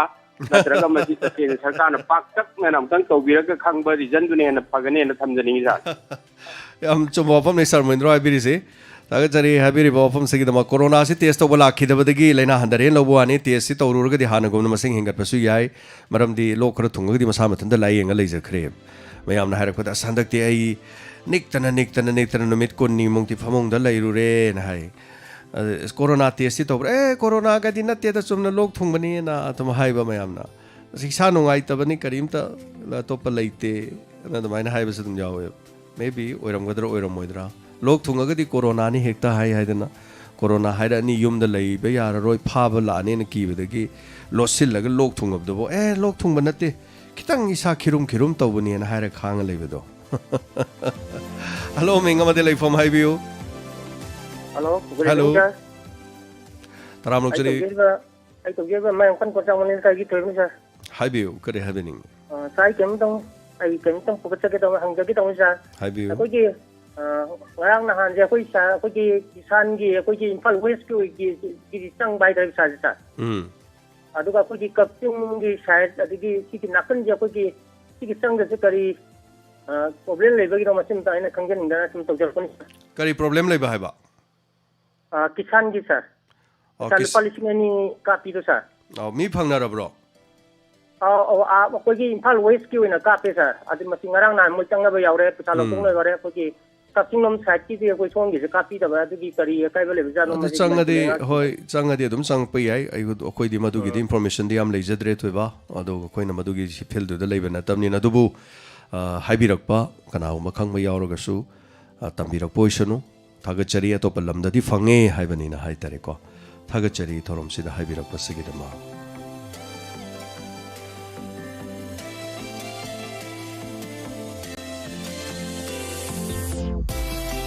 hello minga made leifam haibiu sir phone to zarari ba casting wari de tarobini sa haibiu tarobi kari habiningi sir aina hajaning mode ahama jin ba wafam di sir ai koi gi sir oina putupiri ba gi inspector ta ai se sir ko ꯃꯁꯤ ꯇꯁꯦꯡꯅ ꯃꯃꯥꯡꯒꯤ colour ꯑꯃꯅꯁꯨ ꯍꯥꯏꯕꯤꯈ꯭ꯔꯦ ꯑꯩꯈꯣꯏꯒꯤ ꯐꯠꯇꯕꯒꯤ ꯃꯇꯧ ꯇꯝꯅꯔꯛꯀꯗ꯭ꯔꯥ ꯍꯥꯏꯕꯒꯤ ꯑꯀꯤꯕ ꯑꯃꯁꯨ ꯁꯥꯔꯅ ꯐꯥꯎꯋꯦꯅ ꯐꯣꯡꯗꯣꯛꯄꯤꯈ꯭ꯔꯦꯀꯣ ꯁꯥꯔ ꯐꯠꯇꯕꯒꯤ ꯃꯇꯧ ꯇꯝꯕꯗꯤ ꯀꯔꯤ ꯁꯥꯔ ꯑꯩꯈꯣꯏꯒꯤ ꯀꯩ ꯍꯥꯏꯇꯥꯔꯦ ꯑꯩꯈꯣꯏꯒꯤ ꯐꯥꯕ ꯄꯨꯟꯕ ꯑꯩꯈꯣꯏ ꯕꯦꯂꯦꯟꯒꯤ ꯂꯣꯟ kaya yaw bi ba mayam duna koi gi ikalak liba sing da so koi gi masigi matok ta makadra haibagi pot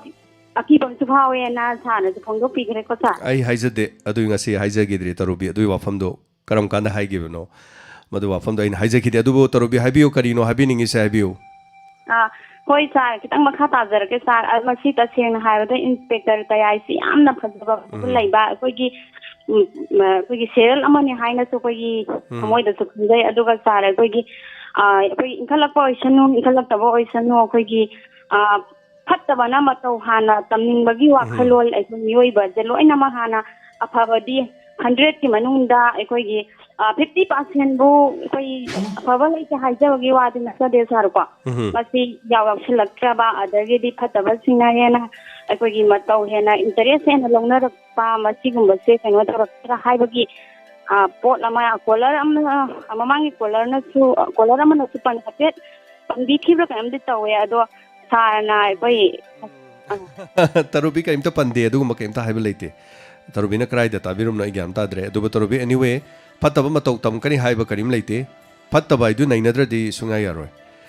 fattaba da matau tam kani haiba wafam se ai di sungai ya janing de maram di fattaba di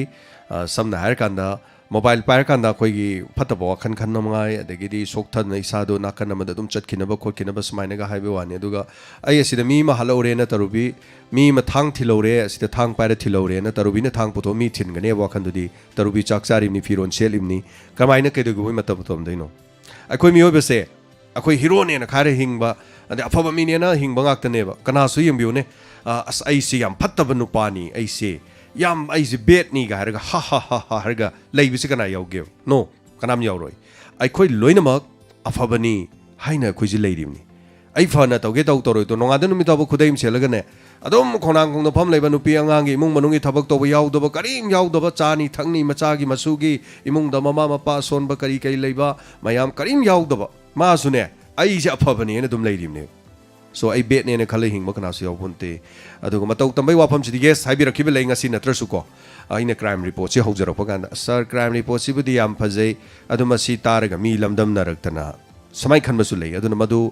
negative thinking kawi lan uba samna har kanda tarubi na phi phajana sela tholakanda phajadra tarubi se mana seli si pakchadra hairadi phajai dana ko tarubi ni se chari ji ungu phajade ku chu ji ga masa ji chana dana tawi hadi khoina negative thinking khanjal mai du kawi absin aduna akhoina yam kana haijari se aina tarubi be polite be positive phana yengsi phana khansi favasasi afaba tausi singakta ni khoina haijai so tarubi thagachari habira ko sigdama kaim khanbiru no tarubi aduga monolog phajaba ano ano tahan biro diamond radio da tarubi ano chahi ki kari kari sembal lebi bage monolog ka sar ano chahi gi koi ano ba ama khatti aina semaga okay tanga pajage na khanjari sa soidana tahan biyo haiba di sa isor gi nongdam tare sa thagachari soidana tahan biro tarubi aduga yamna thawai yaujaba akoigi keno da monolog amadi akoigi dialogue sama heiba aduga mai chalni aduga mathangi caller ma da khudong jaba bisage hello ming amadi lefom haibiu ai samaji me legai degi pramone haibiu pungning warong kha ungda phongok jage ta wani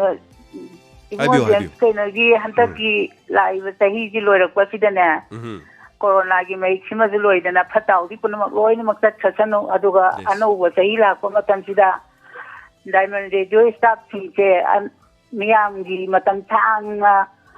theba ta wangam ba pina bi wai nai nei shoi ma famda khuram jari aduga amana akoi gi semai me lekai 1 number 2 gi sieng yele ba ko adu rasan ka ta yawa mi ji sieng sera manga loina pi aduga angang rasan ka ta yaw da ni ser ahum pi adugi ju nungai ba phongdok te ba aduga amana ne akoi tayai jam nungai ba ko nung ti gi su tai adai nungdang ta hodra su nonga la ga dum ta ba hoi ad aina khwai dai gi sum ningsang ba ma le ꯀꯩꯅꯣ police ꯑꯃ ꯊꯕꯛ ꯂꯧꯊꯣꯛꯈꯤꯕꯗꯣ ꯃꯃꯤꯡꯗꯨ ꯀꯥꯎꯊꯣꯛꯈ꯭ꯔꯦ ꯚꯤꯃꯣ ꯑꯧ ꯑꯗꯨꯏꯗꯨꯕꯨ ꯍꯟꯖꯜꯂꯔꯣꯏꯗ꯭ꯔꯥ ꯀꯃꯥꯏꯅ ꯇꯧꯕꯅꯣ ꯑꯗꯨꯏꯁꯨ ꯍꯟꯖꯜꯂꯛꯀꯅꯤ ꯑꯗꯨꯗꯪꯒ ꯍꯟꯖꯜꯂꯗꯤ ꯌꯥꯝ ꯅꯨꯡꯉꯥꯏꯖꯅꯦꯅ ꯍꯣꯏ ꯊꯥ ꯐꯥꯗ꯭ꯔꯤ ꯃꯌꯥꯝ ꯑꯗꯨꯃꯁꯨ ꯂꯩꯔꯤ ꯉꯔꯥꯡꯒꯤ ꯀꯩꯅꯣ ꯃꯤ ꯐꯥꯈꯤꯕꯗꯣ ꯑꯗꯨꯁꯨ ꯌꯥꯝꯅ ꯅꯨꯡꯉꯥꯏ ꯑꯩ ꯌꯥꯝ ꯄꯦꯜꯂꯦ ꯁꯤ ꯍꯥꯏꯔꯒ ꯑꯗꯨꯝ ꯊꯝꯖꯔꯒꯦꯗ ꯌꯥꯝ ꯆꯨꯝꯃꯦ ꯃꯁꯤꯃꯛ ꯍꯥꯏꯇꯥꯔꯦ ꯑꯩꯈꯣꯏꯒꯤ ꯌꯥꯝ ꯅꯨꯡꯉꯥꯏꯈꯤꯗꯕ ꯑꯁꯦꯡꯕ ꯊꯧꯗꯣꯛ ꯑꯃꯈꯛꯁꯨ ꯂꯩꯌꯦꯕ ꯑꯗꯨꯅ ꯏꯟꯁꯄꯦꯛꯇꯔ ꯄ꯭ꯔꯦꯝꯆꯥꯟ ꯍꯥꯏꯇꯥꯔꯦ ꯑꯩꯈꯣꯏ ꯑꯦꯁ ꯑꯥꯏ ꯔꯥꯖꯦꯟꯅ ꯁꯣꯏꯕ ꯁꯨꯃꯥꯏꯅ ꯃꯤ ꯌꯥꯝꯅ ꯑꯣꯟꯁꯤꯜꯂꯒ ꯐꯨꯔꯛꯄꯗꯒꯤ ꯄꯨꯟꯁꯤ ꯍꯥꯏꯇꯥꯔꯦ ꯍꯟꯗꯛꯀꯤ ꯆꯍꯤꯗ ꯂꯩꯈꯤꯗꯕꯅꯤ ꯊꯥ ꯐꯥꯗ꯭ꯔꯤ ꯑꯗꯨꯒ ꯊꯥ ꯑꯃꯗꯤ ꯐꯥꯔ ꯃꯥꯜꯂꯦ ꯁꯤꯐꯧ ꯃꯅꯨꯡꯗ ꯊꯣꯛꯈꯤꯕ ꯊꯧꯗꯣꯛ ꯑꯃꯈꯛ ꯂꯩꯈꯤꯕ ꯑꯗꯨ ꯆꯦꯟꯅꯕ ꯃꯤꯑꯣꯏꯁꯤꯡ ꯍꯥꯏꯇꯥꯔꯦ ꯉꯁꯤ ꯐꯥꯎꯕ ꯐꯥꯒꯠꯈꯤꯗꯦꯕ ꯑꯗꯨꯒꯨꯝꯕꯒꯤ ꯃꯔꯝꯗ ꯍꯥꯏꯇꯥꯔꯦ ꯁꯣ ꯑꯩꯈꯣꯏꯒꯤ ꯋꯥꯔꯤꯁꯤꯗꯗꯤ ꯐꯥꯍꯟꯕꯩ ꯋꯥꯅꯤ ꯃꯔꯝꯗꯤ ꯃꯗꯨꯗ ꯆꯦꯟꯅꯔꯤꯕꯁꯤꯡꯗꯣ ꯑꯃꯃꯝꯗ ꯆꯤꯡꯊꯣꯛꯑꯒ ꯐꯥꯒꯗꯕꯅꯤ ꯃꯤ ꯍꯥꯠꯄ ꯃꯤꯁꯤꯡꯕꯨ ꯑꯩꯈꯣꯏ ꯃꯔꯛꯇ ꯂꯩ ꯌꯥꯕ꯭ꯔꯅꯤ ꯑꯆꯨꯝꯕ ꯐꯅꯌꯥꯝ ꯇꯧꯒꯦ ꯇꯧꯏ ꯂꯥꯟꯒꯦ ꯂꯥꯜꯂꯣꯏꯇꯣ ꯑꯗꯩ ꯏꯟꯁꯄꯦꯛꯇꯔꯗꯨꯅ ꯐꯅꯌꯥꯝ ꯂꯥꯟꯒꯦ ꯂꯥꯜꯂꯣꯏꯇꯣ ꯑꯩꯅ ꯃꯤ ꯍꯥꯠꯄ ꯌꯥꯕ꯭ꯔꯥ ꯌꯥꯗꯦꯕ ꯑꯗꯨ ꯑꯣꯏꯔꯒꯗꯤ ꯑꯩꯁꯤ ꯋꯥ ꯉꯥꯡ ꯂꯩꯖꯩꯁꯦ ꯑꯩ ꯊꯥꯡ ꯑꯃ ꯄꯨꯊꯣꯛ ꯁ꯭ꯋꯥꯏꯗ ꯃꯤ ꯆꯛ ꯊꯤꯜꯂꯨꯒꯦꯕ ꯑꯩ ꯗꯥꯏꯃꯟꯒꯤ ꯊꯧꯔꯝ ꯇꯧꯖꯔꯤꯕ ꯃꯤꯅꯦꯅ ꯑꯩꯁꯤ ꯂꯩꯒꯦꯕ ꯀꯔꯥꯏ ꯌꯥꯗꯣꯏꯅꯣ ꯌꯨꯝ ꯃꯩ ꯆꯥꯛꯇꯣꯔꯤꯕꯅꯤ ꯑꯗꯨꯅ ꯑꯆꯨꯝꯕ ꯑꯁꯤꯗꯤ ꯑꯆꯨꯝꯕꯅꯤ ꯑꯔꯥꯟꯕꯅ ꯑꯔꯥꯟꯕꯅꯤ ꯑꯗꯨ ꯀꯔꯤꯝꯇ ꯅꯝꯖꯟꯕꯤꯔꯒ ꯊꯝꯕꯤꯈꯤꯕ ꯀꯔꯤꯝꯇ ꯇꯧꯕꯤꯈꯤꯕꯗꯕꯗꯣ ꯑꯗꯨꯒꯨꯝꯕ ꯍꯥꯏꯐꯦꯠ ꯃꯥꯟꯅꯕꯒꯤ ꯎꯠꯄꯅꯤ ꯃꯗꯨꯃꯛꯇꯤ ꯅꯠꯇꯦ ꯀꯣꯄꯤ ꯇꯧꯕꯗꯤ ꯅꯠꯇꯦ ꯑꯗꯨꯅ ꯑꯩꯈꯣꯏꯒꯤꯗꯤ ꯀꯜꯄꯅꯥꯅꯤ ꯁꯥꯒꯠꯆꯕꯅꯤ ꯆꯤꯡꯊꯣꯛꯑꯒ ꯃꯤꯁꯤꯡꯗꯨ ꯐꯥꯔ ꯃꯇꯨꯡꯗ ꯗꯟꯗꯤ ꯄꯤꯕ ꯌꯥꯏ ꯍꯥꯏꯕꯗꯨꯗꯤ ꯎꯠꯄꯅꯤ ꯍꯥꯏꯇꯥꯔꯦ ꯁꯣ ꯋꯥꯔꯤꯅꯤ ꯊꯥꯒꯠꯆꯔꯤ ꯍꯥꯏꯕꯤꯔꯛꯄꯁꯤꯒꯤꯗꯃꯛ ꯑꯗꯨꯒ ꯃꯊꯪꯒꯤ ꯀꯣꯂꯔ ꯑꯃꯗ ꯈꯨꯗꯣꯡꯆꯥꯕ ꯄꯤꯖꯔꯤ ꯃꯇꯝꯗꯤ ꯂꯣꯏꯁꯤꯜꯂꯛꯂꯦ ꯈꯨꯗꯣꯡꯆꯥꯕꯁꯤ ꯂꯧꯃꯤꯟꯅꯁꯤ ꯃꯊꯪ ꯍꯜꯂꯣ ꯃꯤꯡ ꯑꯃꯗꯤ ꯂꯩꯐꯝ ꯍꯥꯏꯕꯤꯌꯨ ꯍꯜꯂꯣ ꯁꯥꯔ ꯑꯩꯁꯨ ꯋꯥꯐꯝ ꯑꯝꯇ ꯄꯨꯈꯠꯆꯒꯦ ꯑꯩ ꯁꯤꯐꯧ ꯁꯦꯗꯥ ꯀ꯭ꯂꯕꯇꯒꯤꯅꯦ ꯃꯥꯡꯒꯣꯟ ꯀꯧꯏ ꯍꯥꯏꯕꯤꯌꯨ ꯁꯥꯒꯤ ꯑꯁꯨꯛ ꯐꯖꯈ꯭ꯔꯕ ꯄꯨꯛꯅꯤꯡꯒꯤ ꯋꯥꯔꯣꯜ ꯐꯣꯛꯇꯣꯛꯐꯝ ꯄ꯭ꯔꯦꯝꯐꯣꯝꯁꯤꯕꯨ ꯊꯣꯛꯅ ꯐꯖꯈꯔꯦ ꯍꯥꯏꯐꯝ ꯈꯪꯗꯅ ꯊꯥꯒꯠꯆꯅꯤꯡꯉꯤ ꯄꯨꯛꯅꯤꯡ ꯂꯧꯁꯤꯡ ꯑꯣꯏꯕ ꯑꯄꯪ ꯑꯁꯤꯡ ꯂꯣꯏꯅ ꯇꯥꯟꯅꯐꯝ ꯑꯣꯏꯕ ꯑꯁꯨꯛ ꯐꯖꯈ꯭ꯔꯕ ꯄ꯭ꯔꯦꯝꯐꯣꯝꯁꯤ ꯊꯣꯛꯅ ꯀꯅꯥꯒꯨꯝꯕ ꯑꯃꯅ ꯑꯩꯒꯨꯝꯕ ꯑꯄꯪꯕ ꯑꯃꯅꯁꯨ ꯀꯔꯤꯒꯨꯝꯕ ꯋꯥꯐꯝ ꯑꯃ ꯃꯤꯉꯣꯟꯗ ꯍꯪꯖꯅꯤꯡꯕꯗ ꯐꯣꯡꯗꯣꯛꯆꯕꯒꯤ ꯇꯟꯖꯥ ꯐꯪꯗ꯭ꯔꯕꯁꯨ ꯁꯥꯔꯒꯤ ꯄ꯭ꯔꯦꯝꯐꯣꯝꯁꯤꯗ ꯐꯣꯡꯗꯣꯛꯄꯗ ꯑꯄꯪ ꯑꯁꯤꯡꯁꯦ ꯂꯣꯏꯅ ꯇꯥꯕ ꯐꯪꯕꯁꯦ ꯊꯣꯛꯅ ꯅꯨꯡꯉꯥꯏꯖꯈ꯭ꯔꯦ ꯁꯥꯔ ꯑꯗꯨꯒ ꯑꯃꯅ ꯁꯥꯔ ꯍꯣꯏꯒꯤ ꯄ꯭ꯔꯣꯒ꯭ꯔꯥꯝ ꯅꯨꯡꯗꯥꯡꯒꯤ ꯃꯇꯝꯒꯤꯁꯦ ꯑꯁꯤ ꯊꯣꯛꯅ ꯅꯣꯡꯃꯒꯤ ꯇꯥꯍꯧꯗ꯭ꯔꯗꯤ ꯀꯔꯤꯒꯨꯝꯕ ꯑꯋꯥꯠꯄ ꯑꯃ ꯏꯔꯩꯗ ꯂꯩꯕ ꯑꯗꯨ ꯇꯥꯏꯃꯤꯡꯁꯦ ꯁꯨꯝ ꯉꯥꯏꯈꯤꯕꯅꯅꯤ ꯈꯪꯗꯦ ꯍꯦꯛꯇ ꯄꯨꯡ 10 ꯇꯥꯗ꯭ꯔꯤꯉꯩ ꯃꯃꯥꯡꯗꯒꯤ ꯁꯟꯇꯣꯛꯏꯕ ꯀꯩꯅꯣ ꯃꯌꯥꯝꯁꯦ ꯂꯣꯏꯅ ꯇꯥꯔꯒ ꯏꯟꯁꯄꯦꯛꯇꯔ ꯇꯌꯥꯏꯒꯤ ꯇꯥꯏꯃꯤꯡꯁꯤꯐꯥꯎꯁꯦ ꯇꯨꯝꯕ ꯁꯨꯡꯌꯥ ꯌꯥꯗꯕ ꯑꯗꯨꯅ ꯃꯁꯤꯒꯤ ꯇꯥꯏꯃꯤꯡꯁꯤꯃꯗꯤ ꯅꯣꯡꯃꯒꯤ ꯅꯥꯟꯊꯣꯛꯄ ꯍꯥꯏꯁꯦ ꯂꯩꯈꯤꯗ꯭ꯔꯦ ꯑꯗꯨꯅ ꯌꯥꯝ ꯐꯖꯩ ꯌꯥꯝ ꯊꯥꯒꯠꯆꯅꯤꯡꯉꯤ ꯁꯥꯔ ꯊꯥꯒꯠꯆꯔꯤ ꯌꯥꯝ ꯅꯨꯡꯉꯥꯏꯖꯩ ꯍꯥꯏꯕꯤꯔꯤꯕ ꯃꯥꯡꯒꯣꯜ ꯂꯝꯕꯤ ꯇꯁꯦꯡꯅꯃꯛꯀꯤ ꯑꯗꯨꯒ ꯍꯣꯠꯅꯖꯔꯛꯀꯦ ꯃꯤꯌꯥꯝꯒꯤꯗꯃꯛ ꯇꯣꯉꯥꯟꯕ ꯊꯧꯗꯣꯛ ꯋꯥꯊꯣꯛ ꯀꯌꯥꯒ ꯂꯣꯏꯅꯅ ꯇꯥꯃꯤꯟꯅꯁꯤ ꯑꯗꯨꯒ ꯃꯔꯛꯇ ꯉꯁꯥꯏ ꯇꯝꯄꯥꯁꯅꯥ ꯌꯨꯝꯅꯥꯝꯅ ꯍꯥꯏꯕꯤꯈꯤꯕꯗꯨ ꯇꯝꯄꯥꯁꯅꯥꯒꯤ ꯋꯥꯐꯝꯗ ꯑꯃꯨꯛꯁꯨ ꯑꯇꯣꯞꯄ ꯃꯥꯒꯤ ꯑꯥꯏꯗꯤ ꯑꯃꯅ ꯏꯕꯤꯔꯛꯏ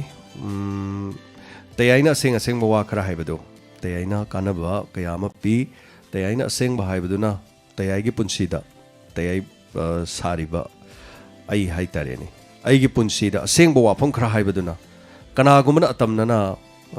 ꯑꯩꯕꯨ ꯁꯤꯡꯅꯔꯛꯀꯗ꯭ꯔꯥ ꯑꯩꯒꯤ ꯄꯨꯟꯁꯤꯗ ꯇꯦꯝꯁꯤꯟꯅꯔꯛꯀꯗ꯭ꯔꯥ ꯍꯥꯏꯕ ꯀꯤꯕ ꯐꯥꯎꯏ ꯍꯥꯏꯕ ꯑꯗꯨꯅ ꯑꯗꯨꯃ ꯂꯩꯔꯦ ꯑꯗꯨꯒ ꯑꯃꯁꯨ ꯑꯩꯈꯣꯏꯒꯤ ꯃꯔꯛꯇꯒꯤ ꯀꯣꯂꯔ ꯍꯥꯏꯇꯥꯔꯦ ꯇꯥꯕꯤꯕ ꯑꯃꯈꯛꯅ ꯑꯩꯉꯣꯟꯗ ꯅꯨꯡꯊꯤꯜ ꯑꯃ ꯀꯣꯜ ꯇꯧꯕꯤꯔꯛꯏ ꯇꯥꯃꯣꯒꯤꯁꯤ ꯑꯆꯨꯝꯕ ꯈꯔ ꯍꯥꯏꯃꯟꯈ꯭ꯔꯦ ꯇꯥꯃꯣꯒꯤ ꯄꯨꯟꯁꯤ ꯆꯦꯛꯁꯤꯟꯕꯤꯌꯨ ꯇꯥꯃꯣꯒꯤ ꯑꯋꯥꯐꯝꯗ ꯇꯥꯔꯛꯀꯗ꯭ꯔꯥꯅ ꯄꯥꯈꯠꯂꯦ ꯃꯔꯝꯗꯤ ꯇꯥꯃꯣꯅ ꯍꯥꯏꯔꯤꯁꯤꯡꯗꯣ ꯑꯆꯨꯝꯕ ꯉꯥꯛꯇꯅꯤ ꯇꯥꯃꯣꯅ ꯍꯥꯏꯔꯤꯕ ꯑꯆꯨꯝꯕꯁꯤꯡꯗꯣ ꯃꯗꯨ ꯇꯥꯔꯒ ꯃꯔꯤ ꯂꯩꯅꯕꯁꯤꯡꯗꯤ ꯌꯥꯝꯅ ꯁꯥꯎꯅꯤꯡꯂꯝꯒꯅꯤ ꯑꯗꯨꯅ ꯇꯥꯃꯣꯒꯤ ꯄꯨꯟꯁꯤꯗ ꯆꯦꯛꯁꯤꯟꯕꯤꯌꯨ ꯑꯗꯨꯅ ꯌꯥꯝ ꯐꯖꯩ ꯇꯥꯃꯣꯅ ꯍꯥꯏꯕꯤꯔꯤꯁꯦ ꯂꯩꯕꯥꯛꯁꯤꯗ ꯀꯅꯥꯝꯇꯅ ꯐꯣꯡꯗꯣꯛꯄ ꯉꯝꯗꯕ ꯋꯥꯐꯝꯁꯤꯡ ꯐꯣꯡꯗꯣꯛꯏ ꯍꯥꯏꯗꯅ ꯑꯗꯨꯒ ꯑꯩꯈꯣꯏꯒꯤ ꯃꯅꯤꯄꯨꯔꯗ ꯑꯁꯦꯡꯕ ꯉꯥꯡꯕꯗꯤ ꯑꯣꯖꯥ ꯇꯞꯇꯥ ꯍꯥꯏꯅꯤꯡꯕ ꯂꯣꯏꯅ ꯍꯥꯏ ꯃꯥꯗꯤ ꯑꯁꯦꯡꯕꯁꯨ ꯉꯥꯛꯇꯅꯤ ꯍꯥꯏꯔꯤꯕ ꯑꯩꯅ ꯀꯣꯔꯣꯅꯥꯒꯤ ꯏꯁꯩ ꯑꯣꯖꯥ ꯇꯞꯇꯥꯒꯤ ꯏꯁꯩ ꯑꯍꯨꯝ ꯃꯔꯤ ꯑꯅꯤ ꯑꯩꯅ ꯃꯌꯥꯝꯅ ꯇꯥꯍꯟꯖꯔꯤꯁꯦ ꯑꯅꯧꯕ ꯊꯣꯛꯂꯛꯄ ꯀꯥꯟꯗ ꯇꯥꯍꯜꯂꯤꯁꯤ ꯋꯥꯐꯝꯁꯤꯡꯁꯤ ꯌꯥꯝ ꯑꯆꯨꯝꯕ ꯀꯛꯄ ꯌꯥꯗ꯭ꯔꯕ ꯋꯥꯐꯝ ꯉꯥꯛꯇꯅꯦꯕ ꯑꯗꯨꯅ ꯑꯗꯨꯒꯨꯝꯕ ꯋꯥꯐꯝꯁꯤꯡ ꯑꯩꯅ ꯊꯝꯖꯔꯤꯕ ꯃꯌꯥꯝꯗꯨ ꯀꯔꯤꯝꯇ ꯑꯩꯁꯨ ꯆꯞ ꯃꯥꯟꯅꯩ ꯃꯗꯨꯒꯤꯗꯃꯛ ꯑꯩꯒꯤ ꯄꯨꯟꯁꯤꯗ ꯁꯤꯡꯅꯔꯛꯄ ꯑꯃꯗꯤ ꯃꯗꯨꯅ ꯃꯔꯝ ꯑꯣꯏꯔꯒ ꯄꯨꯟꯁꯤ ꯊꯋꯥꯏ ꯃꯥꯡꯈꯤꯕ ꯇꯥꯔꯁꯨ ꯀꯔꯤꯝꯇ ꯀꯤꯕ ꯂꯩꯇꯦ ꯑꯩꯅ ꯍꯥꯏꯖꯕꯗꯨꯅꯤ ꯑꯩꯅ ꯄꯣꯛꯈꯤꯕ ꯅꯨꯃꯤꯠꯇ ꯑꯩꯒꯤ ꯁꯤꯕꯒꯤ ꯅꯨꯃꯤꯠ ꯂꯩꯈ꯭ꯔꯕꯅꯤ ꯑꯆꯨꯝꯕꯒꯤꯗꯃꯛꯇꯗꯤ ꯀꯩꯁꯨ ꯀꯤꯕ ꯂꯩꯇꯦ ꯌꯦꯁ ꯇꯌꯥꯏꯗ ꯑꯩ ꯈꯔ ꯍꯥꯏ ꯉꯁꯤ ꯉꯔꯥꯡꯒꯤ ꯏꯄꯤꯁꯣꯠ ꯑꯗꯨꯒ ꯅꯍꯥꯟꯒꯤ ꯏꯄꯤꯁꯣꯠ ꯑꯅꯤꯁꯤꯗꯤ ꯑꯁꯦꯡꯕ ꯋꯥꯐꯝ ꯌꯥꯝꯅ ꯍꯥꯏ ꯍꯥꯏꯇꯥꯔꯦ ꯑꯗꯨꯒ ꯃꯃꯥꯡꯒꯤꯗꯁꯨ ꯑꯗꯨꯝ ꯍꯥꯏ so hari wafam sing do chama de chama kakpa yadraba wafam ngaktani aduga aina khangba sabagi haiba sunate masi achumbani achumba oja guru kayana hairaba wafam ngaktani aduna madu haiba da kiba leite thoidokpa masina tayai di tayai ni film drama da haiba wabu lila da haiba madu gi phaba lakpa onade so laga zo lae kaisu kiba leite thagachari adu masini aigi punsi da temsin narakadra haibagi achumba wafam sing hai haibagi hai tare so tauri basina hai tare so anyway achumadi dum chumi mayam loin khangbiri duni adana mayam thagachari hello ming amade lai from ibu hello sir ming amade lai from ibu ai wa khala ajena to bune sir ibu kari lamdagi tawbirokpano thangai famdagi abdulhai kowe ibu kari habiningi ai khoji sana sadokbirba pot bulmaksi loina phajaba potni adubu sadoiba kari jingje loina phajai eto kari goi inspector tayagi je adu sigi sida aina ahan bada hainingi di ikoi thoram parengki nomegi ahan ba sadokbagi matam sida ikoi pungsingji sigiragina pung asukdina asukfok sadokani haibasi ikoi sangaida haiba 폴리브 수마이나 암땅 하이비는 파브라인 칸다. 아코이 토롬 로이나 라우톡제이 토롬 라우톡 바타비더브라. 아이따 하우다 파자. 토롬 어떤 라우톡제이 오자. 코이 토롬세 뿡 어속다 쑥 레이제이 시다시 레이제이 하이버세 오자. 로이나 라우톡제이 다이먼기. 오자나 타비더브나니 하리바 토롬세 로이나 라우톡제이 아두가 아마디 레이 다이먼기 토롬기 산독부기 하이타레 코이기 뿡세 미닛 카라 adagi khara sigumade dum chene maram dia khoidi all india radio gumba degi adugumba natte khoide community radio ni khoiga khar khenei andai khoigi di thabak thorom singsi kari no haikan da samna harba lilam tharo ni lilado pung asuk sangi hebadi khoidi khangde ba adugi khangi yes adu lilado samna harba lila sa amana pung amaga minute ni funga oi amana pung ani oi amana pung ani minute tranga oi adon kari matamda thorom se khoina samna harba pung manga da lila leijare nar pung tare makhai de thorom lei haba se lila du sanggram ni na kai dorge haida pung tare makhai se thorom hobungam de aduna minute manga or tara tranga bok thengda ba yawi adu marakto mo khodi advertisement khara tawjadoini advertisement se ni diamond hingi se adu advertisement du tawde adamne adu khara ga thajaladi minute kun hena ga chonda ba yawi badudi chonda ba hograga di oren matang chonda gi na tai thorom sing do dum chonda ba yawi adu marakte isai live phone program leira aba adu gum leira gi dekhone e isai to mapan tha do tare khata thau taru khata thau ko kakthau na khoi je hona jai hai tare so thorom loi lokthok chei thagachari oja haibirak ko se gi dama kaduga thoром기 노무기 thorom hek haubaga ngasegi sandokjagadaba thorom sing pungsing amadi thoromga loina na lauthokchei haibo haise haijege aduga hello ming amadi laifam haibiu haibiu kari habiningi sir aina nit ki paisa haidokpagi kaino chithen karan dio haibado aduda sir ai yam wajagi ba tare do ichado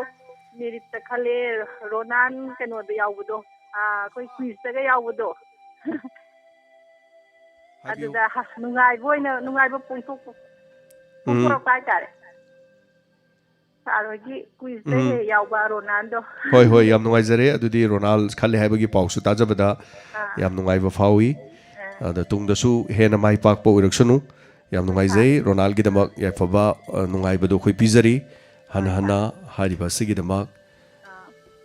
thorom sida saruga birakpa adu sina loi birabro tai kari si thaba leibiri loi jare sum nungai bagi sum sala pungtok ta thagachari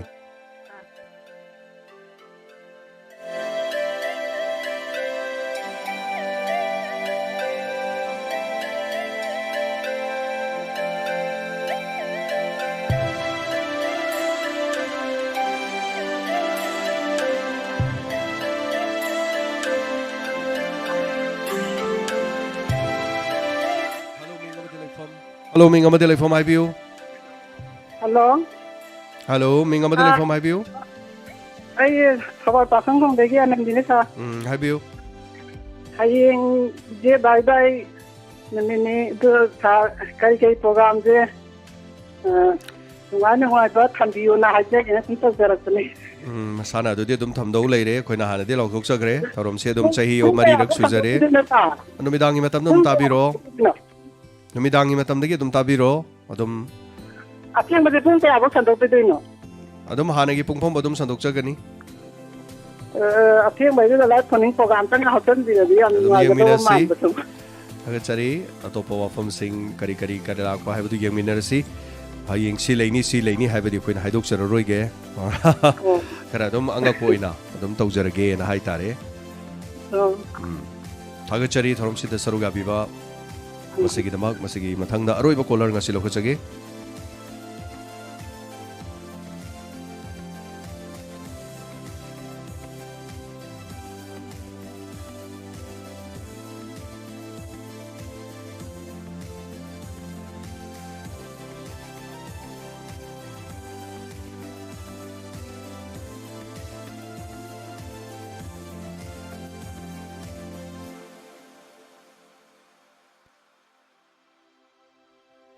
Hello, Ming Amadi Life from Highview.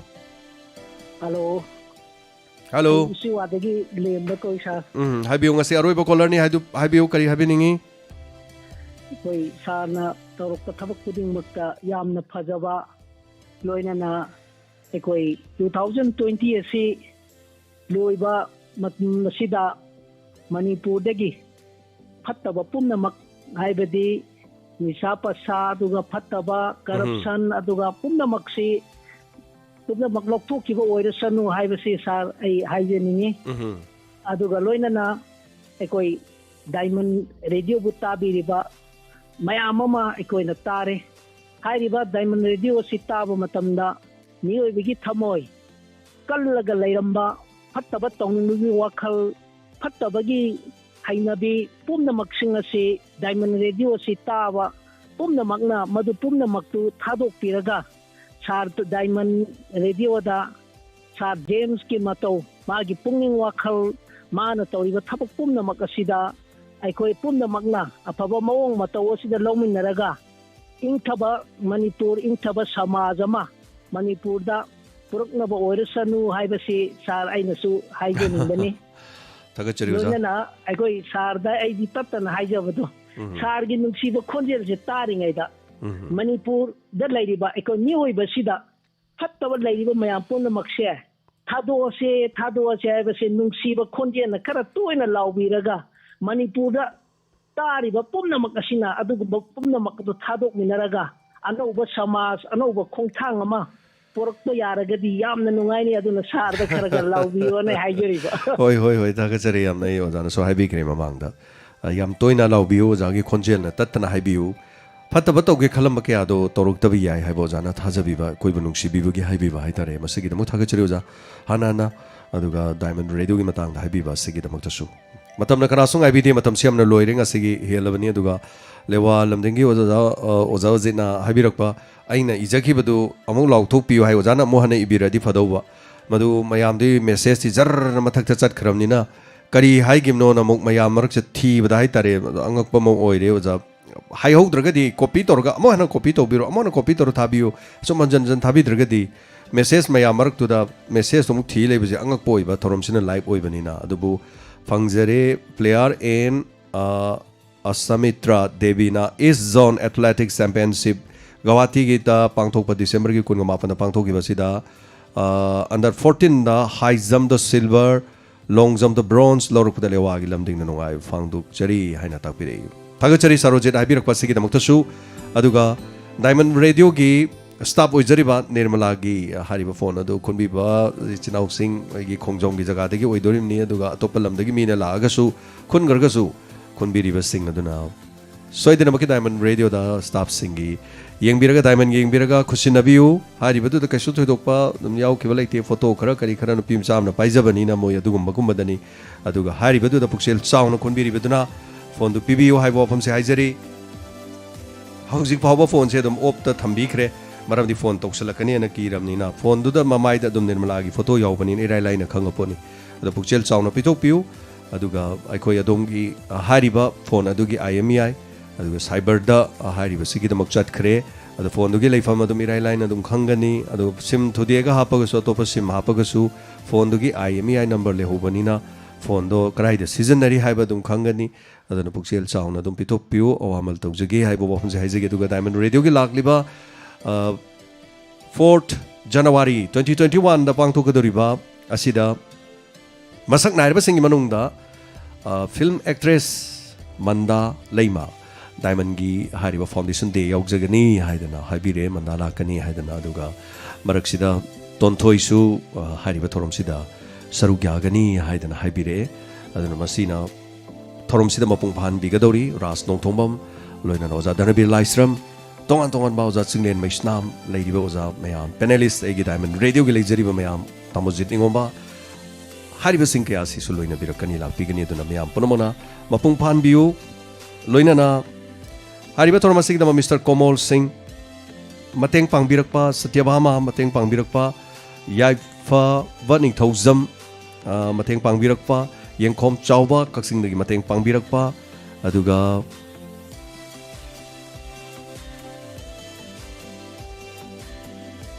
Bimol Kakching अखोगी mic लोइबा Chenab Bimol Kakching अरांग Sumang लेकाइदगी लाकपिरमी diamond foundation देगी मतेंग पांगबिरमी लोइनाना रेनुबला गुरु Aribam diamond radio foundation देगी मतेंग पांगबिरी thank you so much मसीगी दमा खनाना थागचरी ma'am Poonam ngasiगी दमा तदी पुनिंग वारोल theorem तांग solution जरम होनजगे theorem सरुगा अबिरी basin ताबिरी basin बो हानिगा लेतना थागचरी लोइना ma'am Poonam पुथोरम सुनजबगी हाबा लोकजबग लोइना GeM साइगुरजमना इकोकनोना खुरुमजरी।